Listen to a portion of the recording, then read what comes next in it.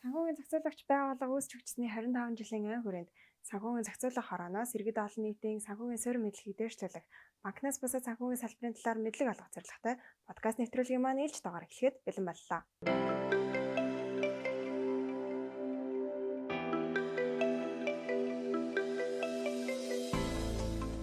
Тэгэхээр энэ удаагийн дугаар санхүүгийн зохицуулах хорооны үнэт цасны газрын мэргэжилтэн төлөвлөгөөнтэй ярилцахаар боллоо. Таны өдрийн мэнд хүргэе. За сайн байна уу? Бид энэ өдрийн мэндийг хүргэе. За тэгэхээр хөрөнгөөр баталгаажсан үнэт цаас гэж яг юу вэ? Энэ талаар яриа эхлэе. Тэгэхээр хөрөнгөөр баталгаажсан үнэт цаас гэдэг маань хамгийн энгийнээр хэлэх юм бол зээл түрээс ч юм уу те ирээдүйд яг мөнгө урсгал нь орж ирэх нь тодорхой байгаа тийм төрлийн санхүүгийн хэрэгслүүдээр баталгааждаг. За хөрөнгө оруулагч маань яг энэ хөрөнгийн орлогоос бол тэргүй ээлжинд хүртэх хэрэгтэй. Тэр эрхийг нь баталгаажуулсан үнэт цаасыг бол хөрөнгөөр баталгаажсан үнэт цаас гэж байгаа. За хөрөнгөөр баталгаажсан үнэт цаасны жишээ гэх юм бол одоо янз бүрийн ипотекийн зээлүүдийг банкуд дээр олгож байгаа зээлийг багцлаад түүнийгээ үнэт цаасжуулах замаар бол хөрөнгөөр баталгаажсан үнэт цаас бол гаргадаг байна. Тэгэхээр үнэт цаасжуулах гэдэг нь яг ямар процессыг яриад байгаа вэ? Мэдээж одоо хөрөнгөөр баталгаажсан үнэт цаас гэдэг ойлголтыг ойлгож авахын тулд үнэт цаасжуулах гэдэг процессыг бол мэдэх нь мэдээж хамгийн чухал байдаг. За энэ хүү процесс маань яг юу гэж байгаа вэ? Өмнө хэлсэнчлэн дээр тухайн ирээдүйд мөнгө урсгал нь орж ирж байгаа санхүүгийн хэрэгслийг багцлаад тэрхүү багцсан дээрээ болохоор багцыгаа барьцаалаад тэгээд үнэт цаас гаргаж байгаа тэр процессыг юм бол үнэт цаасжуулах гэж хэлээд байгаа. За тэгэхээр энэ төрлийн одоо хөрөнгөөр баталгаажсан үнэт цаас гаргах маань өөрөө одоо тухайн багцын эрсдлийг тархан байршуулах, за мөн банк санхүүгийн байгууллагуудын тэр урт хугацаатай зээл ч юм уу хөрөнгийг нь илүү хөрөх чадвар сайтай болгох. За илүү нийтлэг жишээ нэх юм бол одоо ипотекийн зээлийн тэр их усүрийг нь илүү олох, их усүр санхүүжилтийг олгоход илүү нийгмийн эдийн засгийн ач холбогдолтой байдаг ерөнхийдөө бол. За тэгээд тухайлбал банкуд маань олгосон зээлээ цааш нь багцлаа, цааш нь үнэт цаас гаргагчид худалдаад үнэт цаас гаргагч маань энийг бол багцлаад үнэт цаас болгон гаргадаг. За энэхүү багцыг бол худалдан олсон орлогоор банкуд маань дахиад иргэн өөр төрлийн зээлүүдийг олгох тэр их усүр болж өгдөг гэсэн. Тэгэхээр Монгол улсын хувьд одоо хууль журмын зохицуулалт нь үүссэн болов. Тэгэхээр хамгийн анх бол 2010 онд хөрөнгөөр баталгаажсан үнэт цаасны тухай хууль гэж бол улсын хурлаас баталж ирсэн. За энэ хуулимаар бол яг энэ хөрөнгөөр баталгаажсан үнэт цаасны бол хууль эрх зүйн орчин үндэс болсон гэж ойлгож байна. За тухайн хуулиар бол яг одоо энэ төрлийн үнэт цаасыг гаргах зохицуулалт нь ямар байдгийг, яг хэн гаргахын шаардлага нь ямар бахын хөрөнгө оруулагчдын маань эрх ашиг яаж хамгаалагдахын тэр төрлийн зохицуултыг бол тусгаж өгсөн байгаа. За үүнээс гадна бол 2011 онд хорооноос бол яг тэр хөрөнгөөр баталгаажсан үнэт цаас гаргах, бүртгэх, тусгай зөвшөөрлөл олгох тухай журмыг баталсан. Өөрөөр хэлбэл яг одоогийн нөхцөл байдалд бол энэ хөрөнгөөр баталгаажсан үнэт цаасыг гаргаж байгаа этгээд маань авж байгаа этгээдүүд маань ч гэдэг юм оролцогчд маань яг энэ хоёр хууль журмыг бол голлон мөрдөж ажиллана гэсэн байгаа. Тэгэхээр эрх зүйн орчин бол үүсээд бол хэдийн 10 гаруй жил өнгөрцөн байгаа юм байна тий. Тэгвэл Монгол улсад хөрөнгөөр баталгаажсан үнэт цаас гаргасан тохиолдол юм байна болов. Тэгэхээр хөрөнгөөр баталгаажсан үнэт цаас гэхээр айгүй хол сонсогдож байгаа боловч бидний одоо иргэдийн мэдгээр бол МИК гэдэг айгүй сайн мэддэг. Одоо хүн болгоны аваад байгаа 8% хөнгөлөлтөй орон сууцны зээл байгаа. Тэгэхээр яг энэ МИК гэдэг байгууллага маань өөрөө тэр хөрөнгөөр баталгаажсан үнэт цаасыг гаргаж байгаа байгууллага болчихж байгаа. Тэгэхээр ер нь бол 2001 оноос одоо энэ ипотекийн зах зээл гэдэг маань өөрөө тэр аливаа улсын хувьд бол макро эдийн засгийн нэлийн чухал нэг хэсэг байдаг. Тэгэхээр энийг хөгжүүлэхийн тулд бол нэлийн анхаарч ирсэн аливаа улс. Монгол улсын хувьд гэх юм бол анх 2001 оноос бол энэ төрлийн зээлийг банкудаар дамжуулж иргэдэд олгож ирсэн. Өөрөөр хэлбэл ерөнхийдөө хувийн хвшлүүдээр дамжиж явж ирсэн л болчихж байгаа. Тэгэхээр 2001 оноос эхлээд олгосон энэ хүү зээл маань 13 он хүртэл ер нь 12 жил гаруй хугацаанд бараг 790 тэрбум төгрөгийн зээлийг бол иргэдэд олгосон байдаг. Харин 2013 оноос бол яг орон сууцны ипотекийн санхүүжилтийн тогтвортой тогтолцоог бүрдүүлэх тэр хөтөлбөр бол явагдаж эхэлсэн. За энэ хүрээнд бол одоо бидний мэдээд байгаа тэр 8% зээл маань эхэлсэн байдаг. За энэ зээлийг олгосноо болоод олгоод бараг 6 сар гаруй хугацаанд л яг өмнөх 10 хэдэн жилд олгосонтой дүүцгүй цэнцний зээл олгоцсон. Өөрөөр хэлбэл эрэлт бол маш өндөр болж эхэлсэн ипотекийн зээлийн. За тэгэхээр Монгол улсын хувьд бол ипотекийн энэ хүү хоёр дахь зах зээлийг хөгжүүлэх, энэ хууль журмын нөхцөлийн хүрээнд энэ хүү үнэт цаасжуулах процессыг явуулах зорилготойгоор банкуудын санаачлагаар бол анх тэр бидний мэдэх одоо тэр МИК буюу Монголын ипотекийн корпорацийг бол байгуулсан байдаг.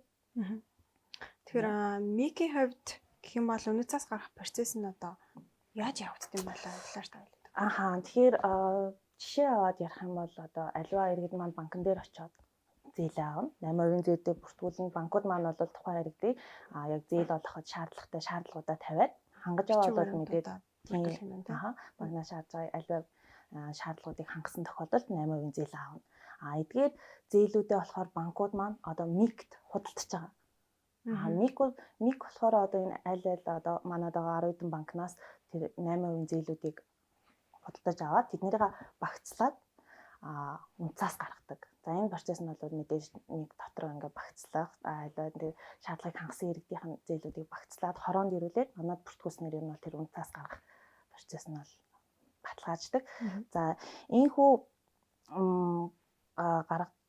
гаргах хавцад одоо миг маань тэр худалдаж авч байгаа зээлийн маань бүхий л эрх үүргийг бол давхар авч байгаа гэсэн. Өөрөөр хэлэх юм бол тухайн зээлийн иргэн төлөлт даатгал хамгаалалт ч юм уу одоо аливаа тэр зээлтэй холбоотой бүх төрлийн зүйлийг бол миг цуг худалдаж авдаг гэсэн.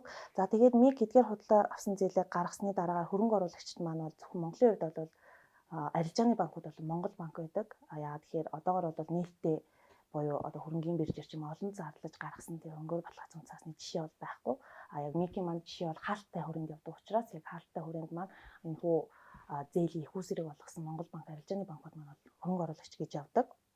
За үүний дараа болохоор иргэд маань өөрсдөө одоо авсан зээлийнхэн төлөлтийг сар бүр хийн банкнд хийж байгаа тийм ээ. Гэхдээ банк маань бол одоо энэ тохиолдолд яг тухайн зээлийг олгосон этгээд гэхээсээ илүү тухайн зээлийн одоо төлөлтийг нь цаашаа микро дамжуулдаг тэр үйлчилгээ үзүүлэгч хэлбэрт шилжчихсэн байгаа гэсэн үг гэж ойлгож болно. За тэгээд энэ хүү микро очсон төлөлт маань цаашаага хөрөнгө оруулагч буюу Монгол банк, арилжааны банкуд руу нөгөө бонд эзэмшигч гэдэг үднээсээ хөрөнгө баталгаажсан унцаас эзэмшигч гэдэг үднээсээ купоны болон үндсэн төлбөр маягаар эргэж очдог. За тэгээд 2016 оноос хойш бол ерөнхийдөө энэ хүү ипотекийн зээлийн санхүүжилтийг Монгол банкнаас тэр өөрсдийнхөө эзэмшиж байгаа хөрөнгө баталгаажсан унцаасны купон үндсэн төлбөрийн эргэн төлөлтөөр нь бол олгодог болсон. Өөрөөр хэлэх юм бол иргэдийн маань төлж байгаа мөнгө эргээд дараагийн 8%-ийг хүсэж байгаа иргэдэд бол санхүүжилт болж очиж байгаа гэж ойлгож байна. Илүү олон хүнийг хамруулах боломж нь болж байна гэсэн үг тийм. Тэр олон улсын хувьд энэ одоо үнэт цаасжуулах гэдэг процесс нь хэрхэн явагдсан юм болоо? Тэгэхээр түрүү хэлсэнчлэн ер нь бол аливаа улс орны хувьд тухайн хүн амынхаа амжиргааг дэвшлүүлэх, орон сууцаар хангах зэрэгт бол ипотекийн зах зээлийг нэлээд чухлаар авч үздэг. За ингэхдээ бол ихэвчлэн одоо хөрөнгөөр баталгаажсан үн цаас гарах замаар энийг бол хангах тийм арга барилыг ашигладаг улсууд бол маш олон. За би энэ одоо бол Америкийн жишээг ярьд юм уу гэж бодоод байна л да. Тэгэхээр Америкт маань бас яг энэ ипотекийн зах зээлийг үүсгэж хөгжүүлэх дэмжих зорилгоор 1938 онд одоо Fannie Mae гэдэг компани байгуулжсэн. За үүний дараагаар бол 1970 онд Freddie Mac гэдэг компани байгуулсан. За энэ хоёр байгууллага маань ерөнхийдөө тэр Америкт гарч байгаа ипотекийн зээлийн унцаасчулж байгаа бараг тэн хагасаас илүүг нь бол яг унцаасчулаа явдаг гэсэн. За Америк улсын жишээн дээр ч бас ер нь бол төстэй. Банкуд маань одоо зээлээ олгоно. За тэр иргэд зээл авсны дараа тухайн зээлийг буцаагаад Freddie Mac, Fannie Mae үүнээс гаднаас өөр төрлийн унцаас гаргагчид бол байдаг. Тэд нар л бол худалддаг байгаа. Тэгэхээр тэрхүү худалдсан зээлүүдийг багцлаад тухайн байгууллага дахиад унцаас гаргаж гаргадаг. Гэхдээ энэ тохиолдолд юугаар ялгаатай байдаг вэ гэхээр Монголын хувьд бол зөвхөн хаалттай өрөөнд болохоор хөрөнгө оруулагчид маань тодорхой байгаад байдаг. Харин гадаад улсын хувьд хөвчлэн тэрийг хөрөнгөний бирж дээр гаргаад илүү олон нээлттэй байлгадаг. Гэхдээ энэ тохиолдолд энэ хүү хөрөнгөөр баталгаажсан унцаасны хөрөнгө оруулагчид маань хөвчлэн одоо нөгөө хувийн тэтгэврийн сангууд, хөрөнгө оруулалтын сангууд ч гэдэм үү тиймэрхүү их усруудыг санхүүжсэн томоохон мэрэгжлийн хөрөнгө оруулагчид хөвчлэн хөрөнгө оруулж идэг юм. Тэгэхээр миний нэг сонсч ирснээр одоо 2007-8 оны хямрал орон сууцны зээлтэй холбоотой байсан гэдэг яриад байдаг шүү дээ. Энэ талаар та нэг товч хэлээд өгч. Тэгэхээр тухайн үед бол би түрүү хэлсэнчлэн тэ нөгөө банк санхүүгийн байгууллага урт хугацаа хөрөнгө зээлүүдийг нь бол хөрвөх чадвар сайтай болгодог. Яг энэ шинж чанар нь бол банкудад нэлээ айгу таалагдаад айгу сонирхоод тэр утгаараа ер нь зээлүүд нэлээ ихээр олгож эхэлсэн. Тэгээ ингэж олгохдоо ер нь бол яг тухайн зээл авч байгаа хүмүүстэй тавих шаардлага маань тийм өндөр байгаагүйгээс тухайн зээлдэгч маань өөрөө яг төлбөрийн чадвартай этгээд үгүй юу гэдэг дээр анхаарал хандуулалгүйгээд маш ихээр олгосноос тухайн иргэд маань өөрөө ингээд төлбөрийн чадваргүй болох тохиолдолд эргээд тухайн одоо тухайн үед олгож явах үед мэдээж хэрэг тухайн үйл хөдлөлийн үн маань нэлээ өсөөд зээлүүд нэлээ яваад айгүй амжилттай явж байгаа юм шиг харагдажсэн боловч эднийг нь маань бүгд хөөс болцсон байсан гэсэн үг. Тэгэхээр хөөс нь яг хагараад иргэд маань зээлээ төлөх чадваргүй болонгууд энэ үйл хөдлөх хөрөнгийн салбар дагаад хөрөнгө оруулалтын тэр томоохон банкуд бүгд дампуурч гисэн. Тэгэхээр ер нь бол иймэрхүү үйл ажил иймэрхүү өмнөх түүх үеийн тэр туршлагаас үүдээд одоо бол мэдээж 30% урьдчилгаа төлбөр ч юм уу те банкуд дээр зээлдэгчдэд нэлээд өндөр шаардлага тавьдаг бол ер нь бол энэ төрлийн эрсдлээс хамгаалах зорилготой байдаг гэж ойлгож байна. Тэр одоо ингэж сонсоод исэн чинь яг хөрөнгөөр баталгаажсан үнэт цаасыг зөвхөн үл хөдлөх хөрөнгөтэй л ер нь холбоотой гаргадаг юм шиг сонсогдоод байна л та. Тэгэхээр өөр төрлөөр гарч болт юм болов энэ төрлийн жишээ Монголд байдаг уу? Тэгэхээр ер нь бол хамгийн одоо хөрөнгөөр баталгаажсан үнэт цаасны хамгийн уламжлалт хэрэгтэй уламжлалт жишээ нь бол яг энэ ипотекийн зээл байгаа юм л да. Гэхдээ яг одоо олон улсад нээс гадна утасны төлбөр ч юм уу даатгал өөр одоо франчайз орлого ч юм уу тиймэрхүү хэлбэрээр илүү олон шинэлэг байдлаар гаргаж ирдэг. Яг эдгээр одоо тэр даатгал ч гэдэг юм уу утасны төлбөр ч гэдэг юм уу эдгээр маань өөрсдөө бас ирээдүйд мөнгө орлого орж ирэх боломжтой байдаг. Өөрөөр хэлэх юм бол яг тэр хөрөнгөөр баталгаажсан үнэт цаасны онцлог буюу тэр баталгаажуулж байгаа санхүүгийн хэрэгсэл маань өөрөө ирээдүйд мөнгө орлого олж ирж болж байвал заавал үйл хөдлөх хөрөнгөний зээл гэлтгүй бусад төрлийн санхүүгийн хэрэгслүүдээр ч гэсэн баталгаажуулаад гарах боломжтой. За тэгэхээр тухайлах юм бол яг роялтигийн өөрсдийн дуучид маань ороод дуу зохиогоод тэндээс роялти татвар авдаг шүү дээ. Тэрнээрээ үндэслэж гаргасан бонд бас олон улсад нэг жишээ байдаг л да. Дэвид Боуи гэдэг нэг дуучин байсан. Тухайн дуучин маань өөрийнхөө тэр роялти орлогоос болоод Боуи бонд гэдэг гаргаж ирсэн. Маань өөрөө нэг төрлийн хөрөнгөөр баталгаажсан утсаас очиж байгаа. За эсвэл үүнээс өөр жишээ гэх юм бол Domino Pizza гэдэг тийм. Тэр маань өөрөө өөрсдийнхөө франчайзаар ингэж үүсэж байгаа салбаруудаас орж ирэх тэр франчайзын төлбөрөөр тэн дээр баталгаажсан бонд бас гаргаж ирсэн. Энэ маань бас өөрөө хөрөнгөөр баталгаажсан утсаасны нэг хэлбэр болчихж байгаа.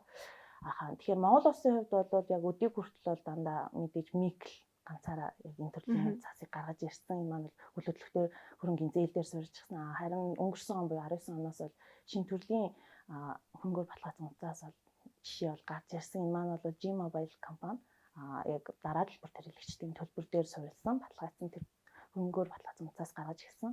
За энэ маань бол Монгол улсад бас цаашдаа өөр олон төрлийн хөрөнгөөр баталгаажсан утсаас гарах боломж илүү зам нь нээлттэйг юу харуулж гисэн жишээ болсон баг гэж бодож байгаа.